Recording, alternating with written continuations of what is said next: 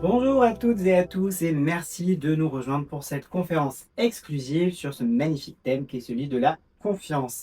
Alors j'ai la chance aujourd'hui sur le plateau d'accueillir Julien Brézin, directeur général de Great Place to Work France et Emmanuel Pays, directrice générale adjointe d'Extia. Bonjour à tous les deux et merci d'être avec nous aujourd'hui. Bonjour Benjamin. Bonjour à toutes, bonjour à tous, ravi d'être là. Alors, on est ensemble pour 45 minutes pour naviguer autour de ce fameux thème, la confiance en entreprise. Alors, ce qu'on vous propose, c'est un programme en 3 temps. On va d'abord commencer à s'intéresser au concept même de la confiance. On va essayer de le définir ensemble, de le rendre un peu plus palpable. Ensuite, on va s'intéresser aux impacts d'une culture de confiance en entreprise. Et puis surtout, en dernier point, on va aller voir comment est-ce qu'on peut concrètement activer cette culture de confiance avec des leviers très pratico-pratiques. Et puis à la fin de cette conférence, ça sera dédié à un temps d'échange, puisque c'est aussi l'objectif de se réunir aujourd'hui, c'est de pouvoir échanger avec vous. Donc pour celles et ceux qui nous découvrent et qui découvrent la plateforme, vous avez en bas à droite un onglet chat sur lequel vous pouvez interagir avec nous tout au long de la conférence. Alors on a pas mal d'Exiens qui nous suivent aujourd'hui, donc qui ont déjà commencé à prendre la main. N'hésitez pas à les rejoindre. Et puis vous avez un deuxième onglet qui cette fois-ci est dédié aux questions auxquelles on répondra en fin d'événement. Donc n'hésitez pas à poser toutes les questions qui vous intéressent. Avant de se lancer dans le vif du sujet, ce que je vous propose peut-être à tous les deux, c'est de nous présenter rapidement vos structures et puis qu'est-ce qui vous amène aujourd'hui à vouloir échanger avec nous sur le thème de la confiance. Emmanuel commence. Alors je vais commencer. Bonjour à toutes et à tous. Donc Extia, on a vu une brève présentation là à travers les communautés. Extia, c'est une société de conseil en transformation digitale, c'est le métier historique d'Extia, mais également managérial parce que on voit bien que dès lors qu'il s'agit de technologie, mais également de la façon dont ces technologies vont s'interconnecter dans les entreprises, on va aussi beaucoup parler de comportement et d'usage et de management. Et le management, c'est un peu le sillon qu'on essaie de tracer depuis la création d'Extia en 2007. On est aujourd'hui plus de 3000 au sein de 8 pays. En participant notamment, et c'est pour ça que je suis très heureuse de faire ce meet-up avec toi, Julien, en participant notamment depuis 2012 à l'enquête Great Place to Work. Et donc on est premier cette année pour la 3e fois consécutive. Encore une fois, Je le redis parce qu'on est très fiers. le Roger Federer de Great Place to Work. Et écoute, tu pouvais pas me faire plus plaisir, parce que vraiment, Roger, c'est l'élégance quand même. C'est l'élégance. Et donc, ce thème de la confiance, Benjamin, il s'est imposé comme finalement le premier thème qu'on avait envie de traiter, parce qu'on va en traiter plusieurs.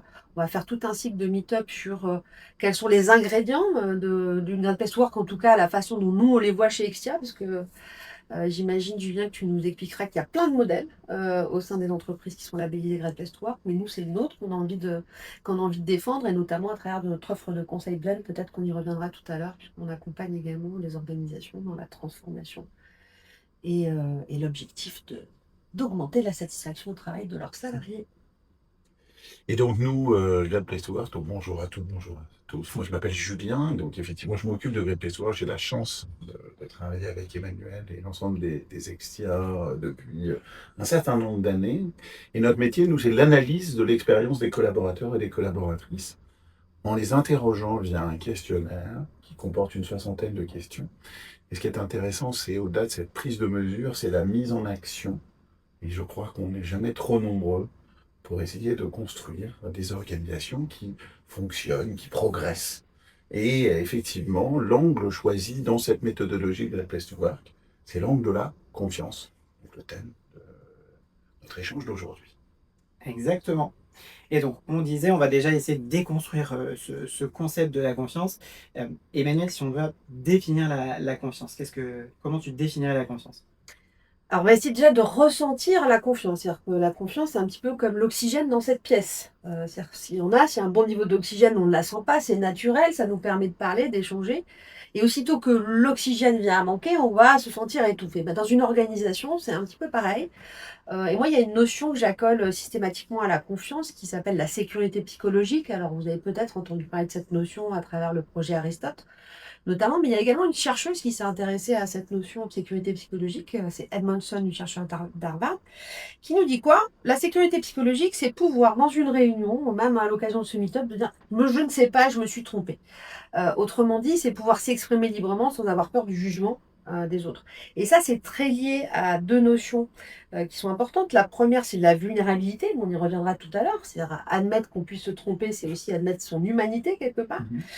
Et puis promouvoir le droit à l'erreur, et ça, c'est très important parce que la même Edmondson, elle nous dit que finalement les équipes les plus performantes, ce ne sont pas celles qui se trompent le moins, mais c'est celles qui communiquent le plus sur leurs erreurs. Merci beaucoup pour cette définition. Qu'est-ce que tu aurais envie de nous partager pour rebondir sur ce sujet, Julien? Alors, je vais rebondir sur l'histoire de communiquer sur les erreurs, parce que je pense que c'est un élément qui est absolument crucial. C'est pas du tout prévu dans le petit film qu'on a fait, mais donc voilà, je pense que c'est important. Il y a une pratique, moi, que j'aime beaucoup dans certaines organisations, qu'on partage assez souvent, qui est la pratique des dirigeants, des dirigeantes, qui au début de l'année expliquent et partagent leur foirade de l'année. Et je trouve cette pratique qui est absolument essentielle pour construire cette culture de confiance pour une raison très simple, c'est que ça va permettre effectivement de libérer la parole, je ne sais pas, en tous les cas, d'autoriser chacun, chacune à bien s'exprimer. Nous, chez Great Place to Work, la perception qu'on a sur ce que c'est qu'une culture de confiance, en fait, le facteur qui nous paraît fondamental, c'est le facteur de la relation. Pour nous, confiance équivaut à qualité de la relation. Qualité de la relation, ça veut dire qu'en fait, dans une relation, il y a deux personnes qui sont pas forcément qui peuvent être une personne physique, une personne morale, l'entreprise avec ses collaborateurs, un manager avec ses collaborateurs, le collectif avec la personne morale. L'ensemble de ces relations doivent être analysées, comprises. Et la confiance, c'est finalement, elle vient se structurer par la qualité de cette relation. Ce qui est un élément crucial, qui suppose donc, évidemment, d'analyser la qualité de cette relation. Premier point, donc, confiance égale qualité de la relation. Deuxième point qui nous paraît hyper important, c'est que la confiance, c'est un choix. C'est un choix pour ceux et celles, tout à l'heure, vous présentiez Extia, et Extia est présent dans plusieurs pays. La culture de construction de confiance est différente d'un pays à l'autre. Vous allez avoir des pays, les pays anglo-saxon, la confiance se construit sur le contrat. Vous allez avoir des pays où la confiance se construit sur la proximité relationnelle. Dans les deux cas, c'est des schémas relationnels différents, mais c'est des schémas. Le pays latin sont des pays qui sont effectivement plus sur cette dimension relationnelle. Pourquoi c'est un choix? C'est que, en fait, nous, ce qu'on voit à travers Great Place to Work, c'est qu'il y a des organisations qui font le choix de la confiance, et c'est super. Et moi, j'ai des organisations qui me voient en me disant, mais Julien, moi, j'adorerais être une Great Place to Work. Et la première et la seule question que je leur pose, c'est est-ce que la confiance, c'est quelque chose qui vous parle? Ils me disent tous, bah oui, on est tous pour la confiance, ça, c'est un peu, je suis contre la guerre. Mais l'enjeu, c'est pas tant de se dire, est-ce que la confiance, m'intéresse, est-ce que je la fais vivre? Il y a des tas d'organisations qui sont très successful, extrêmement efficaces, et qui pourtant n'ont pas mis la confiance au cœur. Elles ont mis l'excellence opérationnelle, elles ont mis la starification individuelle, elles n'ont pas mis du collectif. Or, la confiance, elle se structure par leurs relations et donc par un élément collectif. Je ne crois pas qu'il faille les opposer. Je crois qu'à aucun moment il faut imposer une culture de confiance. Ça, c'est vraiment. Celle-ci, pour être réelle, pour être incarnée, elle doit être authentique. Et pour être pleinement authentique, elle doit être comprise et choisie. Tu nous partageais quelques courtes d'équations sur la confiance. On en entend une très fréquemment. Si je vous dis confiance égale bienveillance, qu'est-ce que vous avez envie de répondre à ça? Alors ça, c'est un sujet qui revient, partout, le mot bienveillance. Moi, j'ai tendance à penser que quand on se sent obligé, donc comme une organisation, de mettre bienveillance en termes de valeur, c'est qu'on a un petit sujet avec la bienveillance. Hem Et d'ailleurs, la même Ellen Monson dont on parlait tout à l'heure, elle nous parle du malentendu de la gentillesse en disant finalement la culture de confiance, c'est pas baisser son niveau d'exigence et c'est pas éviter la confrontation, mais faire naître cette relation, la faire vivre, parce qu'une relation, c'est aussi des malentendus, des ajustements. Julien, on sait très bien. En confiance dans une entreprise comme dans un couple, on dit quand on ne communique plus, bah, c'est qu'il n'y a plus de relation. Donc on est là-dedans. Donc attention aussi à ne pas systématiquement associer finalement la confiance ou la sécurité psychologique à une absence totale d'exigence, parce que au contraire, c'est comme ça qu'on va amener aussi la performance et donc la survie des organisations aussi. Ouais, alors moi, je les vois vraiment pas en synonyme, hein, pour être complètement aligné. Ce sont deux mots qui n'ont absolument rien à voir. Et sincèrement, moi, j'ai une absolue croyance que la confiance est source d'efficacité et de progression. Je ne suis pas certain que la bienveillance soit le cas. Ça ne veut pas dire que je ne dis pas que la bienveillance ne le fasse jamais. Ça veut dire qu'elle doit être adaptée. Et en fait, la bienveillance, elle vient structurer une culture de confiance dans des cas bien particuliers. En fait, je crois sincèrement que la confiance, parce que c'est une relation, elle se donne du temps. Et plutôt que la notion de bienveillance, je crois qu'il faut donner, retrouver cette culture du temps. Et cette culture du temps, c'est une organisation qui fait confiance. C'est qui fait confiance à ses collaborateurs, à ses collaboratrices, et qui leur donne le temps d'évoluer. Et là, à ce moment-là, vous rentrez dans une culture dite bienveillante. Mais elle n'est pas bienveillante par définition, avec une espèce de truc un peu mollasson dont parlait Emmanuel. Elle est bienveillante parce qu'elle donne temps aux collaborateurs, aux collaboratrices, pour essayer, pour foirer, pour progresser à son rythme. Et elle leur À donne son rythme. aussi des outils parce que Et pour donc, créer cette qualité de la relation, on en parlera peut-être dans le comment. Mais il y a aussi comment former les gens à la compréhension de leur propre comportement et donc du comportement d'autrui, qui permet cet ajustement permanent et qui est très important. donc bienveillance, petit mot, confiance, grand concept.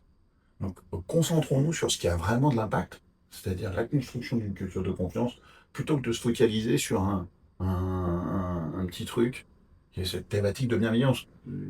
Personne n'est contre la bienveillance. Hein, c'est assez rare de rencontrer des collaborateurs, des managers, des collaborateurs qui disent moi, ce que j'aime, c'est la baston. C'est assez peu rare, assez peu courant. Pourtant, l'enjeu, c'est pas la baston, c'est de créer une culture de confiance pour favoriser, effectivement, la réussite économique de l'organisation. Il ne s'agit pas non plus de tomber dans une espèce de... Enfin, l'entreprise a la vocation à gagner de l'argent, à assurer sa survie économique. Donc, dans cet environnement-là, elle doit parfois prendre des décisions qui sont des décisions difficiles. Non, c'est la vie de n'importe quelle organisation. Tout à fait. Donc du coup, ce qu'on retient aussi, c'est que la confiance, c'est pas un état de fait, c'est une dynamique Ouais, qu'on va construire et faire évoluer. La confiance, c'est ce qui va permettre la mise en mouvement en fait, des gens. C'est pour moi le socle de la relation qui va permettre aux gens d'être eux-mêmes en fait. Hein. C'est aussi la confiance, c'est aussi un chemin vers l'authenticité et vers la véracité des rapports collectifs, puisque on le disait en préparant ce meet-up, confiance, elle ne s'envisage pas tout seul. ben C'est voilà. automatiquement dans une relation Et, vis-à-vis. et cette relation, elle ne peut être qu'authentique. La seule chose que je dis à un manager, le seul conseil que je donnerai toujours à un manager, ne mens pas. Fais ce que tu veux. Trompe-toi, fais des erreurs. Mais jamais tu ne mens.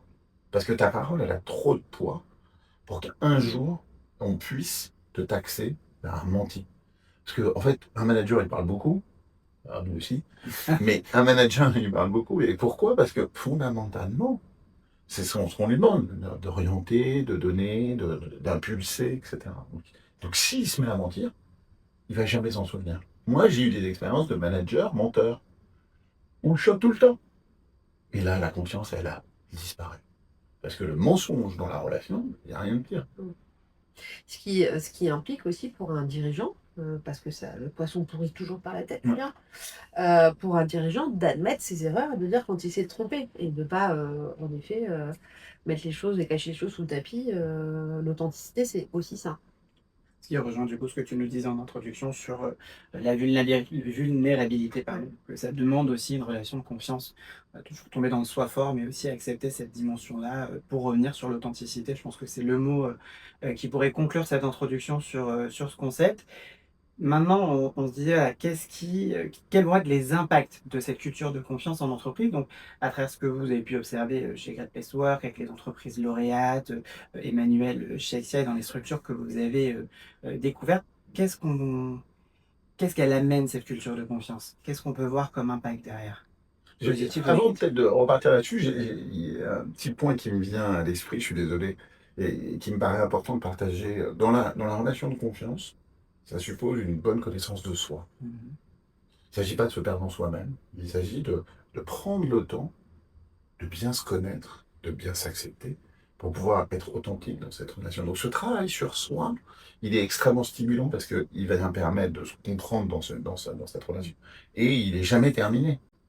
Donc là aussi, comme le disait Emmanuel tout à l'heure, je crois que ça a bien favorisé la capacité à être en Alors, pour répondre à la question maintenant, parce que je dois quand même suivre le fil que tu as. Alors, tu fais ce que tu veux sur ce plateau, vraiment, c'est... Non, mais l'enjeu, évidemment, au travers des 600 organisations qu'on analyse chaque année en France, parmi lesquelles Extia, encore une fois, le Roger Federer de Great Place to Work depuis tant d'années, le roi de la balle jaune. Et c'est vraiment un élément qui me paraît important à bien avoir en tête. On va voir un certain nombre de faits communs. C'est important, c'est-à-dire que la société que vous avez montée de conseil, c'est blend. Blend, c'est mélanger des ingrédients. En anglais, blend, mélanger. Et l'enjeu de ce mélange, c'est qu'il soit homogène, qu'il vous corresponde, qu'il vous plaise, qu'il ait le goût que vous souhaitez. Moi, je ne vais pas vous donner une recette. Par contre, effectivement, une recette de confiance, je ne l'ai pas. Par contre, j'ai des ingrédients de la confiance qui me paraissent précieux.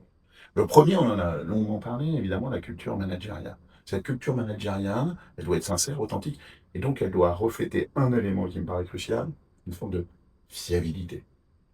C'est super d'être sincère et authentique, mais si vous n'êtes pas fiable, ça sert vraiment à rien. Donc j'en reviens à cette nécessité. Fiabilité nous amène assez vite avec cette reconnaissance du droit à l'erreur, premier point.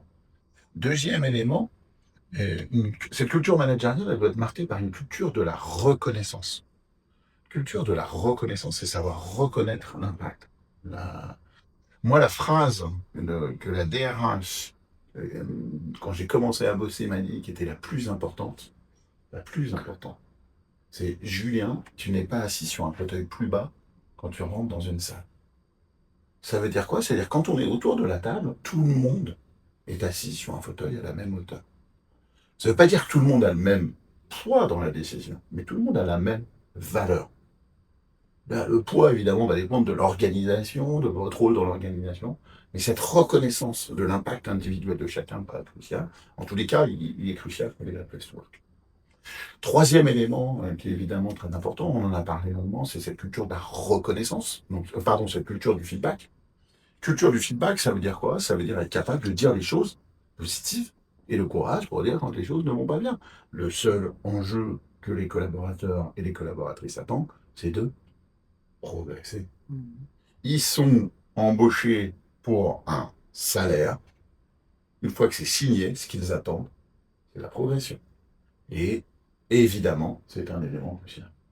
Donc, culture de la reconnaissance, culture du feedback, culture, on l'a dit, de la fiabilité managériale, et la structuration d'un management qui soit un peu par le care, pour reprendre l'expression d'une professeure qu'on aime bien avec Emmanuel, et qu'on salue, si elle nous regarde. Mais care management, ça veut dire créer les conditions psychologiques, enfin, générales, d'environnement de travail qui vont permettre aux collaborateurs de s'épanouir. Voilà les quelques ingrédients. Et encore une fois, hein, on peut rajouter du sel, on peut mettre du poivre, on peut mettre un peu de piment, on peut mettre autre chose en fonction de sa culture organisationnelle. Et voilà quelques ingrédients qui sont des thématiques stables qu'on retrouve. Et sur les impacts de la confiance, pour moi, il y a trois éléments, si on devait simplifier, parce que c'est difficile aussi de mesurer. Le On le ROI, fait, ouais. on le fait dans le questionnaire, il y a une question hein, dans l'enquête d'un Place to Work Mhm. qui est liée à ça. Le management nous fait confiance sur nous contrôler. Je ne Mhm. sais plus, j'ai plus Sont contrôlés l'adjectif en en permanence. permanence, Sans voilà. contrôle, ouais. Euh, et donc c'est marrant parce que dans cette phrase, on a la confiance qui est associée au management. Tu parlais de culture managériale. Ou pour moi, l'absence de confiance, ou en tout cas un déficit de confiance, ça va se traduire directement par un déficit d'engagement. Et je reboucle la boucle avec l'engagement et le management. J'adore les études de Gallup parce que c'est toujours très intéressant ce qu'ils font sur l'engagement. Ils nous expliquent Gallup, au-delà des statistiques épouvantables sur le niveau d'engagement, qui 7 ou 9% dans les entreprises Qui donne envie de françaises, se prendre quand on les lit, qui donnent envie de se qui ne pendre. sont pas complètement ce que nous on observe. Oui, parce que Avec beaucoup de respect pour le ouais, travail qui est fait par Gallup, je vous donne juste un petit chiffre pour ceux et celles que ça intéresse. Excuse-moi de t'interrompre, Emmanuel, mais vous allez sur le site de Great Place to Work pour récupérer notre étude qu'on fait annuelle qui s'appelle ouais. les Great Insights. Et vous trouverez un chiffre qui, moi, me fascine chaque année 76% des salariés français, sur 4000 salariés qu'on a interrogés, qui ne travaillent pas dans des Great Place to Work. Donc, ce pas des gens qui travaillent chez Extien, c'est des gens lambda qui travaillent dans le public, dans le privé, qui habitent à Marseille, à Paris, n'importe quoi, représentatif. Fait par Toluna, c'est pas nous qui l'avons fait. 76% des salariés français disent ma vie professionnelle est une des sources de mon épanouissement. Donc, les gens, c'est un peu différent de ce que nous dit Gallup. Mais, continue Emmanuel, pardon. Alors, Gallup nous parle de l'engagement, pas sur la vision du travail. Moi, je partage complètement cette vision que le travail peut être une source d'épanouissement pour l'individu en entreprise. Parce que trop souvent, malheureusement, le travail est présenté comme une source de stress, de souffrance, en tout cas, D'asservissement. et d'asservissement, hein. On va pas revenir au tripalium. Et donc, cette vision positive, moi, j'y souscris tout à fait. D'ailleurs, dans ces impacts du manque de confiance sur l'organisation, on peut le lier aussi à une problématique directe de QVT, de santé mentale au travail. C'est-à-dire que, pour le coup, toutes les entreprises qui ont un déficit de confiance, ou en tout cas, on peut faire un lien entre ça et, on va dire, l'environnement anxiogène que ça va créer pour les individus de ne pas pouvoir être eux-mêmes en entreprise. On parle d'authenticité et tous les effets délétères qu'on connaît. Et pour revenir sur l'engagement, on sait que l'engagement est lié quand même directement à la partie managériale. Et donc, cette culture managériale, elle est clé. Et là, il y a un modèle, moi, que j'aime bien, on l'utilise beaucoup en formation chez Extia, c'est le modèle XY de McGregor. Donc McGregor, hein, c'est un vieux sociologue américain, chercheur américain dans les années 60, qui va avoir plein d'entreprises et qui nous dit, il y a deux modèles, hein, il caricature un peu, il y a les X et les Y. Et il nous dit surtout McGregor, et ce qui est hyper intéressant, c'est que la culture managériale, elle a un rôle performatif, c'est-à-dire qu'elle fait advenir ce qu'elle dit. Et donc, il y a deux types d'organisations. Ce qui est sûr, c'est que quand on parle de confiance, on ne peut pas l'associer au surcontrôle. Moi, il y a une phrase que je déteste, c'est la confiance n'exclut pas le contrôle. Vraiment, je la trouve nulle, cette phrase. Parce que la confiance, c'est contrôler non pas l'exécution, mais les résultats, fixer les résultats. Et donc, dès l'instant où on est dans le comment, on surcontrôle toutes les organisations qui ont cette culture du surcontrôle et du micromanagement, vont entraîner chez les membres de cette organisation une passivité et un désengagement progressif parce qu'on a tellement peur de se tromper, de prendre des initiatives et d'être sanctionné pour l'avoir fait, que finalement, au bout d'un moment, il y a ce désengagement qui peut s'installer.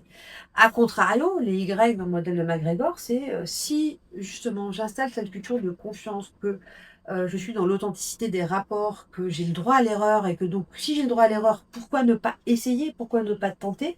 Là, on va provoquer cet engagement fort.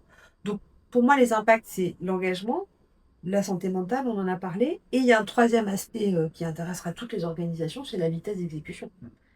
C'est-à-dire que les organisations qui, encore une fois, sont dans le surcontrôle, vont mettre en place plein de reporting. On le sait en temps de crise, hein, qu'il y a toujours la On reprend le manche. tentation, on reprend le manche, donc on multiplie les réunions, on multiplie les éléments de contrôle.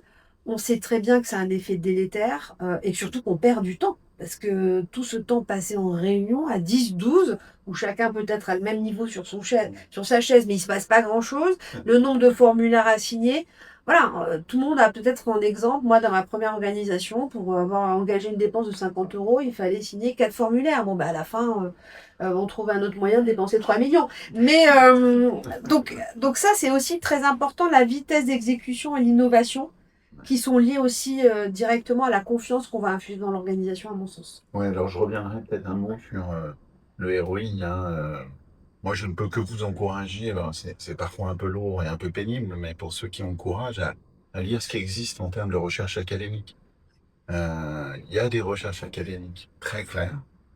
C'est pas pour faire la pub de Great Place to Work, mais le modèle de Great Place to Work a été largement étudié. Il y a 70 articles scientifiques, pas des trucs du Point ou du Figaro, j'ai rien contre le Point et le Figaro, mais des articles dans des revues scientifiques écrits par des docteurs qui viennent expliquer pourquoi les entreprises qui font le pari de la confiance ont pu performer à long terme.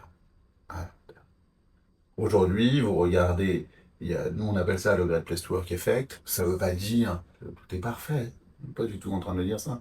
Ça veut dire que les organisations qui mettent en œuvre une culture de confiance sont plus proches de leurs clients, sont plus proches de leurs collaborateurs, ont une capacité d'agilité qui est plus rapide, une qualité d'exécution qui est significative, et surtout un engagement individuel qui est beaucoup plus fort, et donc un engagement collectif qui est beaucoup plus fort.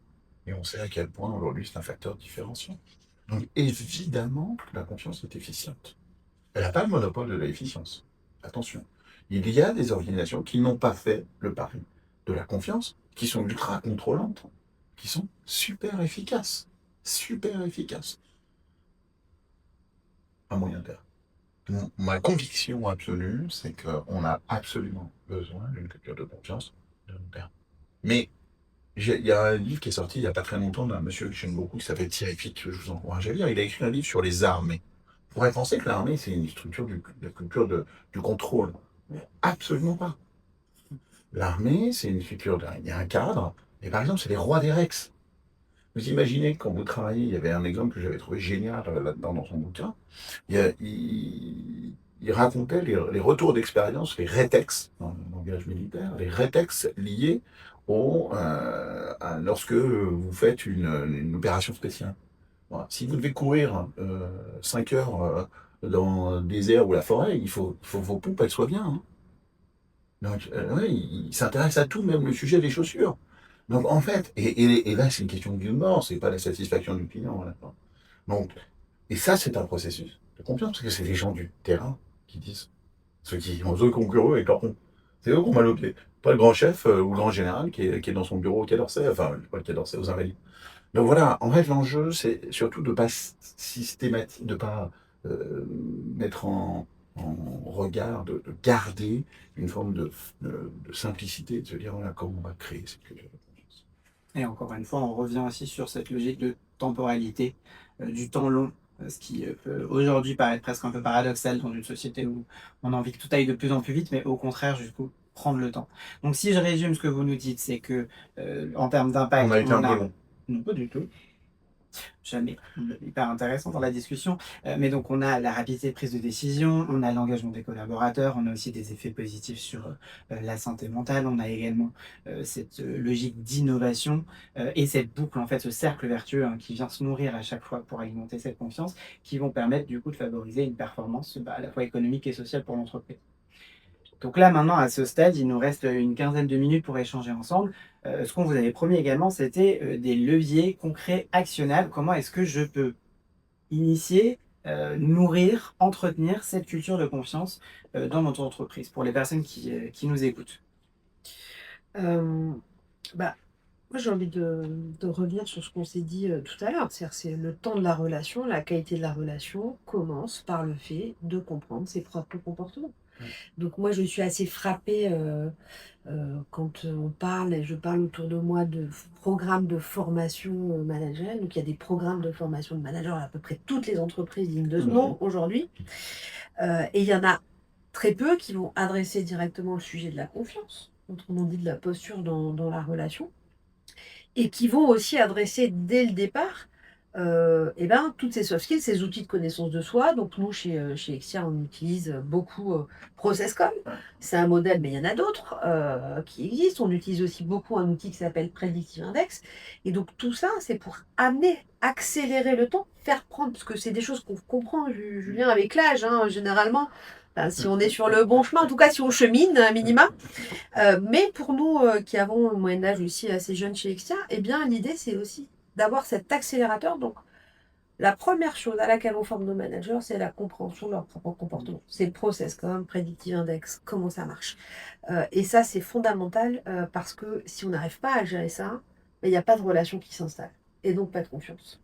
On rejoint l'authenticité dont vous Ouais. parliez tous les deux en début de réunion, effectivement. Et donc, pas se mettre dans une espèce de grille, savoir se connaître, pour se connaître dans sa relation, positivement et négativement, Mmh. et s'accepter. Donc c'est là où on ment pas. C'est la première personne à qui il ne faut pas mentir, c'est soi-même. Il ne faut pas se mentir en tant que manager. Après, Emmanuel disait tout à l'heure, et c'est très important, il y a effectivement souvent des chartes managers, des trucs, des comportements attendus qui sont écrits, qui sont très bien, et il faut le faire, il faut clarifier les règles, les attentes. Moi, j'insiste toujours, une relation, c'est à deux. En fait, c'est super de définir ce qui est attendu des managers. Il faut prendre le temps aussi de définir ce qui est attendu des collabs. Vous ne pouvez pas attendre d'un côté et pas de l'autre. Et donc, clarifier les deux permet d'avoir une base relationnelle qui soit plus saine. Eh ben oui, on attend d'un collaborateur, j'en sais rien, qui, quand il fait une bêtise, on donne du droit à l'erreur, mais on lui donne aussi un devoir d'initiative. Donc, on lui explique, bah, ton rôle, c'est pas de faire, au démarrage, bien sûr, ton rôle, c'est de faire ton job, d'apprendre ton job. Mais après, très vite, moi, je vais t'évaluer sur ta capacité à prendre des Et initiatives. le droit à l'erreur, ça veut dire assumer son erreur. Ben voilà. Hein, c'est Donc, pas donc se remonter très tromper vite dans le son droit. problème. Absolument. J'ai fait. L'enjeu, c'est Ouais. pas de faire un problème, d'avoir un problème. L'enjeu, c'est que dès que j'ai fait un problème, de pas hésiter à aller voir immédiatement pour dire, bah, attends, j'ai foiré. Mais c'est pas grave. Et c'est pas grave. Donc là, il y a une notion qui est hyper claire, c'est clarifier finalement le contrat de cette relation. Nous, c'est ce qu'on appelle dans nos formations managériales les règles du jeu, de la relation. C'est-à-dire, ce qu'on oublie souvent quand on est manager et qu'on va ou recruter quelqu'un qui va intégrer directement l'entreprise ou avoir quelqu'un qui vient d'une mobilité interne à l'entreprise, on oublie souvent de clarifier ces règles du jeu parce que c'est des choses auxquelles on ne pense pas, qui sont notre fonctionnement intuitif. Et moi, je pense qu'il y a toujours un temps de formalisation au début d'une relation de travail en disant, voilà la façon dont je fonctionne, voilà quelles sont mes attentes, et voilà ce que j'attends de toi, d'un point de vue professionnel, en termes de comportement, mais aussi sur les objectifs et les attendus. Et donc, toute cette période de formalisation, eh bien, souvent, on ne la fait pas. On Donc, prend pas le temps de la faire. on ne prend pas le temps de la faire. Et sur des choses très triviales, hein, donc moi, je dis souvent quand je récupère quelqu'un dans mon équipe, je dis, bah, écoute, ok, donc moi, ce que j'attends, c'est tel ou tel comportement. En tout cas, j'attends que tu me dises, c'est pas grave de te tromper, mais dis-le-moi assez vite pour qu'on puisse résoudre les choses. Je vais aussi dire que moi, bah, j'attends qu'on me propose, quand on vient dans mon bureau avec un problème, bah, on vient aussi, on a déjà réfléchi à la solution. Le QPT, Le que tout le monde proposes-tu? le connaît. Voilà, tout le monde le connaît. Mais c'est aussi le formaliser dès le départ. Sinon, pour éviter, pour aussi que la relation se crée sur de bonnes bases. Et de manière aussi très triviale, je dis, voilà, ne le prends pas personnellement, mais je suis toujours un petit peu en retard. Donc, il y a des gens qui sont très sensibles à ça, qui le prennent comme une manque de respect. Donc, l'exprimer aussi, je trouve, ce qui implique de se connaître soi-même et de l'accepter.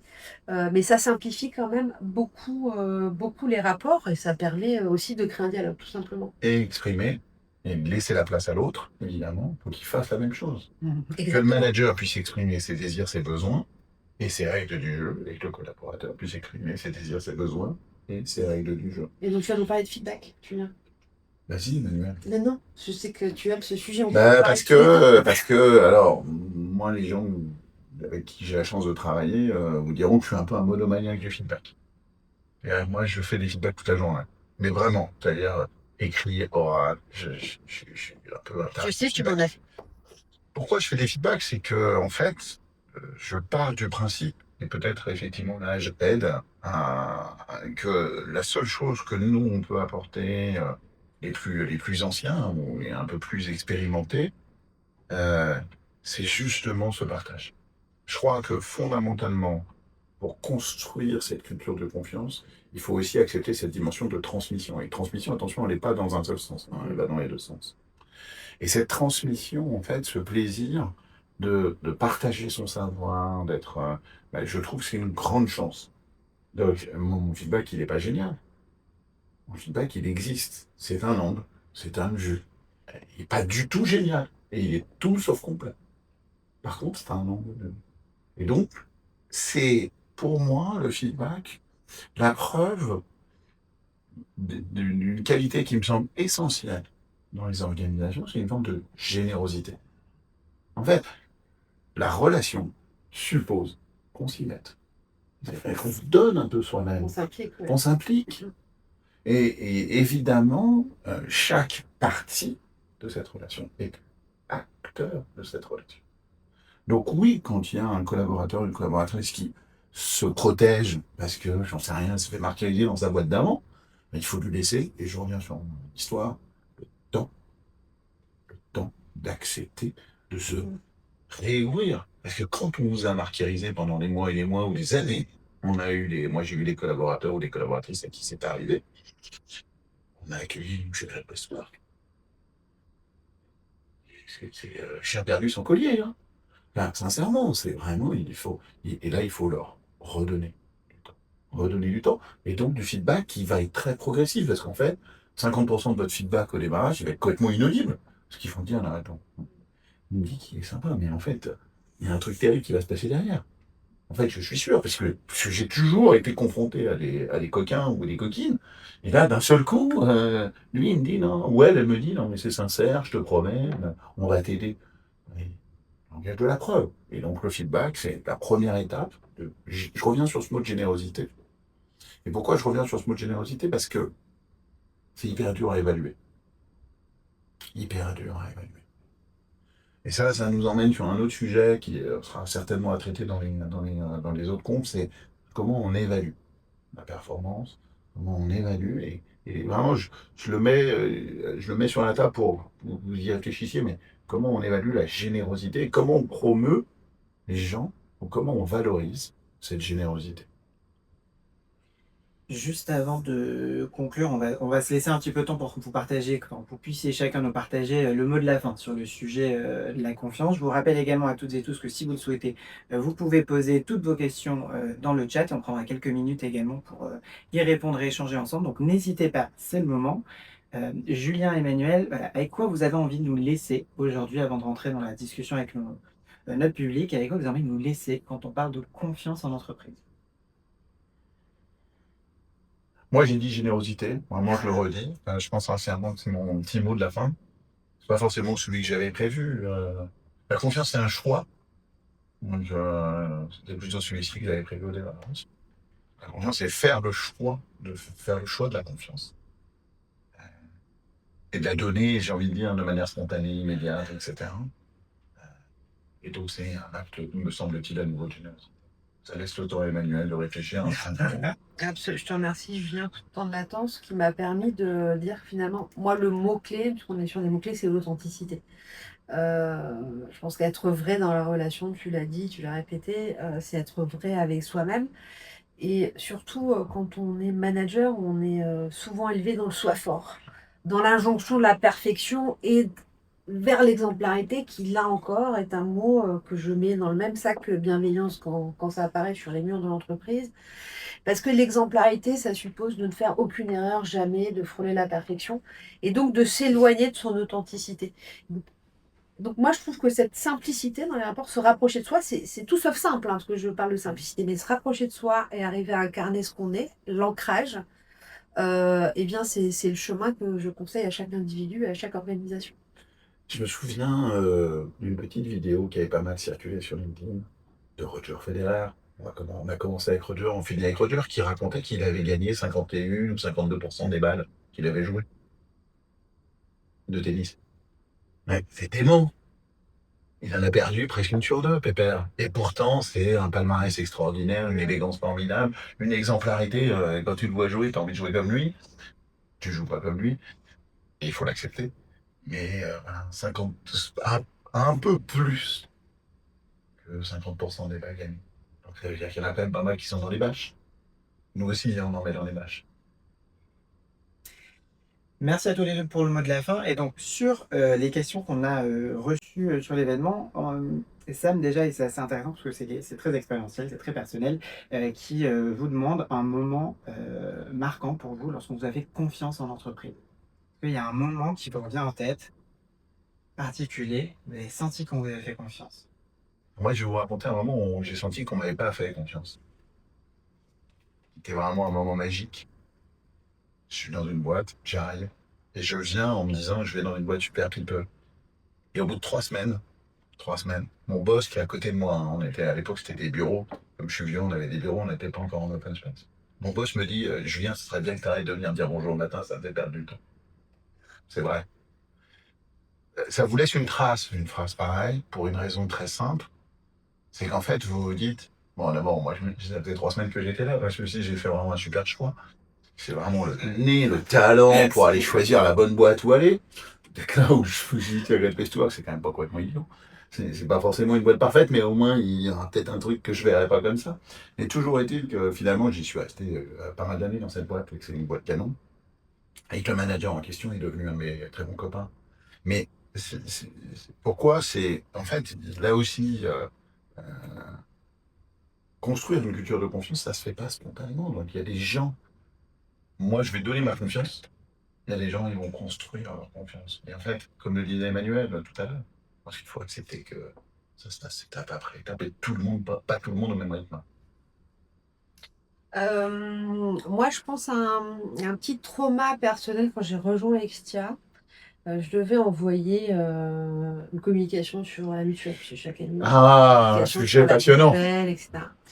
Et donc Caroline, à l'époque, m'avait dit surtout, tu fais attention quand tu envoies le mail, tu mets tout le monde en copie cachée, parce que vous imaginez bien, on était 650 à l'époque. On était un peu moins nombreux, mais il y avait quand même du monde que si tu envoies les adresses mail de tout le monde, eh ben, ça va être un problème, parce que tout le monde peut répondre à tous.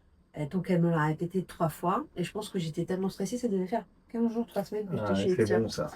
Que bien sûr, qu'est-ce que j'ai fait, Julien? J'ai balancé le mail à tout le monde sans copie cachée. Et donc là, je me suis dit, comme tout le monde, je me suis dit, bah, c'est bon, ça fait 3 semaines que je suis là, je ne sais même pas envoyer un mail, je pense être la DRH, je vais me faire virer. Ça va aller vite. Concrètement, ça va aller vite. Ça donne un signe. Voilà. Bip, bip, bip. Et Waouh. donc, je suis allée voir Arnaud Frey, le président fondateur d'Exia, un peu penaude hein, quand même, en lui disant, écoute, je prends mes responsabilités, Mea culpa j'en tire les maxima. conclusions, etc. Et en fait, il a fait preuve d'une espèce de détente en me disant, bon, bah, écoute, c'est con, mais ça arrive. Et le sujet était clos. Et cette espèce de décontraction par rapport à l'erreur, finalement, elle m'a surmotivée par rapport alors que ça aurait pu bah, me fragiliser durablement, en fait. Voilà. Merci déjà de nous avoir partagé ça. Puis ce qui est intéressant, c'est que, on revient encore à ce qu'on s'est dit là, mais c'est que comment il y a des moments qui marquent quand même, dans un sens ou dans l'autre. Donc merci d'avoir pris le contre-exemple, mais c'est aussi garder ça en tête, hein, c'est l'impact de la confiance qu'on nous accorde, ou alors à l'inverse, potentiellement qu'on ne nous accorde pas. Est-ce que ça peut laisser comme trace positive ou pas chez les collaborateurs? Je vais permettre juste cette semaine, j'ai eu la chance d'assister à l'avant-première d'un film d'un monsieur qui s'appelle Samuel Durand, c'est pas du name dropping, qui fait des films et qui raconte et des docus qui sont de très très grande qualité. Et là, il interviewe un, un opérateur de chez Michelin qui raconte le merveilleux et le cata qu'il a vécu dans sa boîte. Et il a écrit un livre qui s'appelle Matricule, je sais plus combien. Il est vraiment dément. Et en fait, on prend conscience effectivement de l'impact dément sur une vie qu'on peut avoir en tant que manager, positif et négatif. Donc cette responsabilité-là est engageante. Hein. Exactement. Mais n'oublions pas l'impact des collaborateurs sur les managers aussi. Donc encore une fois, c'est une relation. Tout à fait. Une relation à deux, chacun tient son petit bout de bâton. Manuel qui m'apprenait ça. Chacun a son petit bout de bâton de la relation. Dernière question pour conclure ce live et ensuite on vous laissera tous aller déjeuner. Amandine, qui rebondit sur un des propos que tu tenais tout à l'heure, tu disais, voilà, surtout en tant que manager, ne pas mentir. Donc Amandine pose la question suivante, elle te dit, quand tu es manager de proximité, et parfois ça arrive que tu ne sois pas forcément en phase avec la hiérarchie, comment tu fais pour rester dans ce discours véridique? Comment tu fais pour ne pas mentir quand potentiellement tu dois adresser un sujet avec lequel toi-même tu n'es pas d'accord? Eh bien, tu le dis. En fait, il y a une organisation qui a décidé un truc. Moi, j'ai poussé pour que ce soit pas le cas. L'organisation a décidé. L'organisation, elle, paye. L'organisation, elle, décide. Donc, on va faire on va faire confiance à l'organisation. Moi aussi, manager, je foire. Donc, peut-être que mon jugement, j'ai essayé de vraiment, j'en sais rien, X, Y. Peut-être que je suis en train de foirer. Il faut le dire. Pas une honte.